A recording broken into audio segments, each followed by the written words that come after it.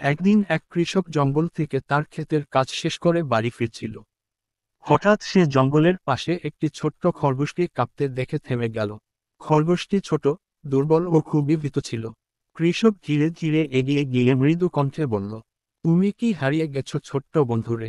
খরগোশটি মাথা নাড়ল, তার চোখে জল। সে বলল, আমি মা বাবার সাথে বেরিয়েছিলাম, কিন্তু এখন আর তাদের খুঁজে পাচ্ছি না। কৃষকের হৃদয় নরম হয়ে গেল। সে বলল, চলো, আমার সঙ্গে চলো। তোমাকে একটু খাবার দেব, তারপর তোমার মা বাবাকে খুঁজে বের করব। খরগোশটি কৃষকের কোলে উঠে পড়ল। কৃষক তাকে নিয়ে নিজের বাড়িতে গেল, গাজর খেতে দিল এবং খরগোশটির যত্ন নিল। পরদিন সকালে সে খরগোশটিকে নিয়ে আবার জঙ্গলে গেল এবং অবশেষে তার মা বাবার সন্ধান পেল। খরগোশটির মা বাবা কৃতজ্ঞতায় কাঁদছিল। তারা কৃষককে অনেক ধন্যবাদ জানালো। সেই দিন থেকে খরগোশ পরিবার ও কৃষকের মধ্যে এক অদ্ভুত বন্ধুত্ব গড়ে উঠল।